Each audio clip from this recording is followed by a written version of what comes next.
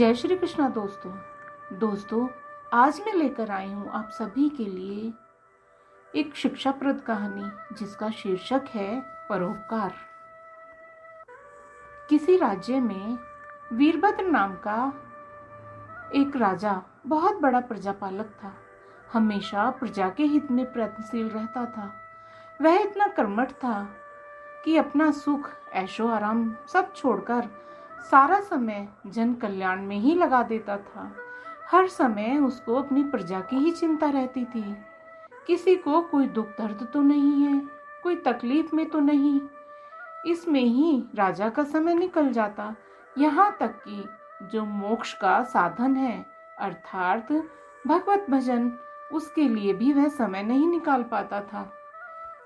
एक सुबह राजा वीरभद्र वन की तरफ भ्रमण करने के लिए जा रहा था कि उसे एक देव के दर्शन हुए।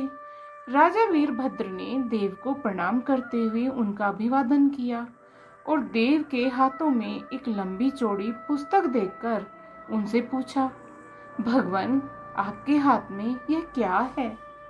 देव बोले, राजन यह हमारा बही खाता है जिसमें सभी भजन करने वालों के नाम हैं।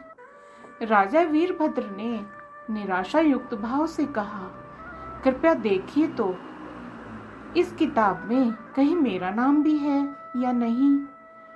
देव महाराज किताब का एक एक पृष्ठ उलटने लगे, परंतु राजा वीरभद्र का नाम कहीं भी नजर नहीं आया। राजा वीरभद्र ने देव को चिंतित देखकर कहा, देव महाराज आप चिंतित न हो, आपके ढूंढने में कोई भी कमी नहीं है। वास्तव में यह मेरा दुर्भाग्य है कि मैं भजन कीर्तन के लिए समय ही नहीं निकाल पाता हूँ और इसलिए मेरा नाम यहाँ पर नहीं है। उस दिन राजा वीरभद्र के मन में आत्मग्लानि सी हुई, लेकिन इसके बावजूद उन्होंने इसे नजरअंदाज कर दिया और पुनः परोपकार की भावना लिए दूसरों की सेवा करने में लग गए, चूंकि यह राजा का स्वभाव था। कुछ दिन बाद राजा वीरभद्र फिर सुबह वन की तरफ टहलने के लिए निकले तो उन्हें वही देव महाराज पुनः नजर आए। देव महाराज के दर्शन हुए। इस बार भी उनके हाथ में एक पुस्तक थी। इस पुस्तक के निश्चित ही वे दिन रात भगवत भजन में लीन रहते होंगे। क्या इस पुस्तक में कोई मेरे राज्य का भी नागरिक है? देव महाराज ने बही खाता खोला और यह क्या, पहले पन्ने पर ही पहला नाम राजा वीरभद्र का था।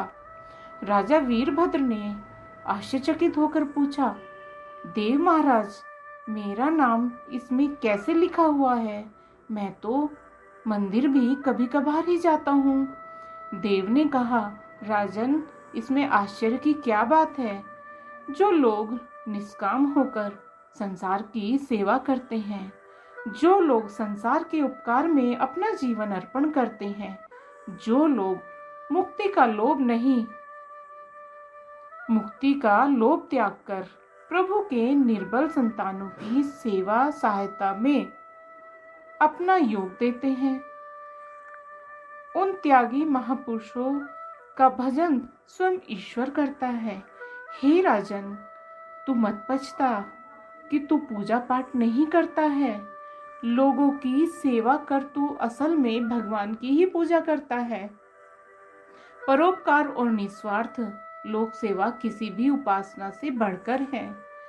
देव ने वेदों का उदाहरण देते हुए कहा, कुर्वन्ने वेह कर्माणि जिजीविषेच्छेनम क्षमा एवांतापः नान्यतो अस्ति न कर्म लिप्यते नरे। अर्थात कर्म करते हुए 100 वर्ष जीने की इच्छा करो तो कर्म बंधन में लिप्त हो जाओगे। राजन भगवान दीन दयालु है, उन्हें खुशामद नहीं भाती बल्कि आचरण भाता है। सच्ची भक्ति तो यही है कि परोपकार करो, दीन दुखियों का हित साधन करो। अनाथ विधवा किसान व निर्धन आज अत्याचारियों से सताए जाते हैं, इनकी यथाशक्ति सहायता और सेवा करो, यही परम भक्ति है। राजा वीरभद्र को आज देव के माध्यम से बहुत बड़ा ज्ञान मिल चुका था और अब राजा भी समझ गया कि परोपकार से बड़ा कुछ भी नहीं और जो परोपकार करते हैं वही भगवान के सबसे अधिक प्रिय होते हैं। तो मित्रों, जो व्यक्ति निस्वार्थ भाव से लोगों की सेवा करने के लिए आगे आते हैं, परमात्मा हर समय उनके कल्याण के लिए यत्न करता है।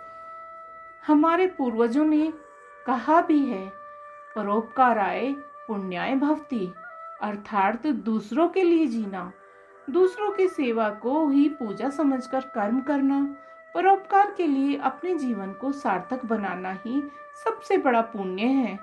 और जब आप भी ऐसा करेंगे तो स्वतः ही आप ईश्वर के करीब होंगे, ईश्वर के प्रिय भक्तों में शामिल हो जाएंगे। धन्यवाद दोस्तों।